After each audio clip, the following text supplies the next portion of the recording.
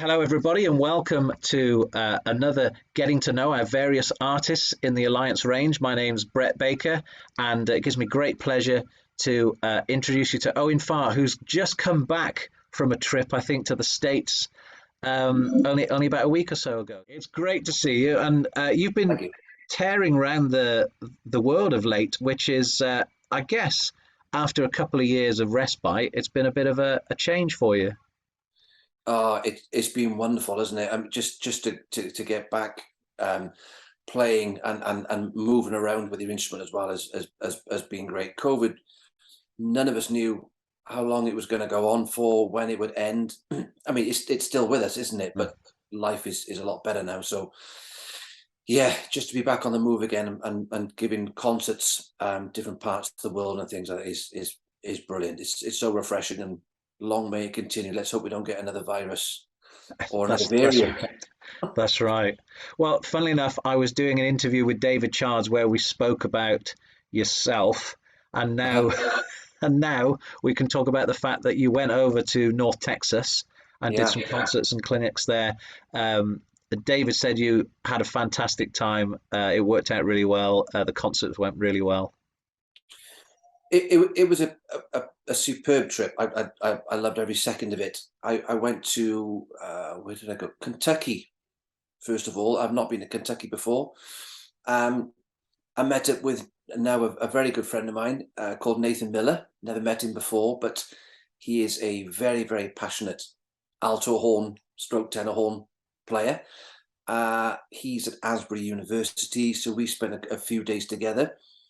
We talked so much, we had a great time, and did a concert with a brass band and a recital there. Then I was down to Detroit, where we've been together before a few times, working with the university band there and giving another brass band concert in the auditorium there. And then, as you say, finally down to Texas then for I think about 5 days down in Texas, working at UNT and with David and all the students there. So it was great, really, really good. I should give the viewers and listeners a bit of context, I guess, with this in terms of you explaining whereabouts in the UK you live and why you live in that particular part of the country, because I think it would be fair to say that you're probably not there that often, are you? um, so for the overseas viewers, the UK is broken into England, Scotland, Ireland, and Wales. Wales. I'm from the part where Tom Jones is from, South Wales. I'm from Pontypool and he's from Pontypridd. But it's Wales is to the left of the UK, and I'm from the south of there. The capital would be Cardiff. So if anybody knows Cardiff, I'm not far from Cardiff. Excellent. And for as you mentioned already, Americans calling it the alto horn. So we're talking about the same instrument there. But do you want to tell people a little bit about why it was that you chose that particular instrument? Was it by mistake? Was it that that's the instrument you always wanted to play? How did that come about? I got started when I was young because I was an asthmatic. The doctor wanted me to go swimming, but the chlorine wasn't good for my breathing. So my mother had a good idea about taking a brass instrument. She thought that might be quite handy. And my other two brothers played as well. So the three of us were playing for quite a bit. They soon gave up. I stuck at it. But the reason tenor horn, I started on cornet, but the reason I played tenor horn is there was someone who played in the senior band. I started in the beginners band. There was a junior band and a senior band. Someone played in the senior band. That was actually one of my neighbours, and he was amazing. So I just heard him play the tenor horn. I thought, oh, I want to sound like him. So I was just inspired by another fantastic player, and luckily they had a spare tenor horn. And I was probably 6.5, 7 at the time. I can't remember, a long time ago, but that's why I played tenor horn, just because someone else was playing it.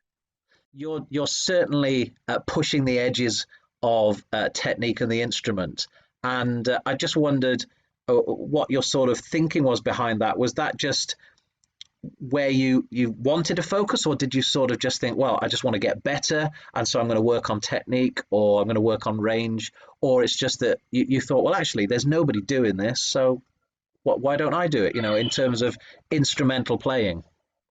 Well, you've just answered it all. I think everything you've just said is all right. It isn't one thing. It is literally all of those things. And I've grown up as a tenor horn player, loving the tenor horn. But for example, the trip I was on in Texas, in particular, there, I was playing to audiences that didn't know the alto horn or tenor horn so much, but did know other brass instruments and the cornet and euphonium. So I was there. Really, part of my job to promote the tenor horn or the alto horn is to show the instrument on equal authority to those instruments. So I purposely played a lot of cornet solos, because they would have. Well, some people will have known the solos, but not on this particular instrument. And I thought it was a good way of showing that the alto horn can play alongside the same way.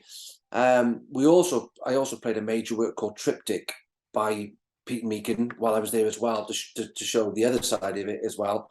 But from what you're talking about, it's a little bit of everything.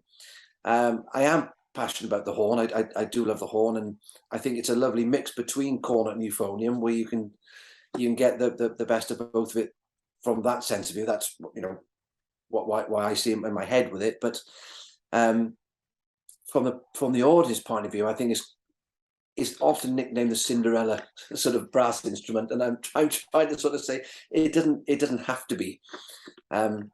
So it's all those things, and pushing the boundaries.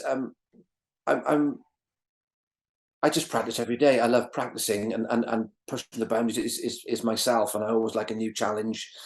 You can always get bored playing the same repertoire, and sometimes new pieces comes out of that just from pushing yourself, I think, sometimes as well. So it's a little bit of push me, push the instrument, and everything goes hand in hand. It's the same the work you do. It all tends to sort of go along together, doesn't it? If you, as a musician, how would you describe yourself? Would you say soloist, teacher, conductor? Because I mean, I guess you do a bit of everything, really. I don't describe myself as anything. I wouldn't want to. But yeah, I do all those. I arrange, I conduct, I perform. I'm just me personally. I'm not so good, I think, if I'm honest with myself, at spinning lots of plates all at the same time. So I did some conducting quite a bit, and maybe about 6, 8 years ago, and really enjoyed it. But I found it time consuming, organizing things, man management, preparation, contests, etc., etc., etc. And I quite enjoy my tunnel vision tenor horn sort of outlook on things. So I'd like to focus, and I have actually got an Opus 1 composition as well that I keep to myself because I don't think it's very good.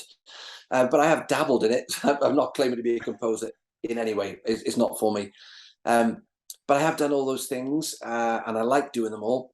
But like with arranging, I have to find time, often when I'm on a train or whatever, where I can just do that without. I'm not very good at spinning all the plates and stuff. So primarily, it's concerts, playing. That's my Yeah. sort of one thing, and then everything else will come from that. Then If you didn't play the tenor horn, what would your occupation be? my other passions, I love playing darts. I'm a pretty lousy darts player, but I love throwing darts. That could be good fun. But I think I would go with a chef.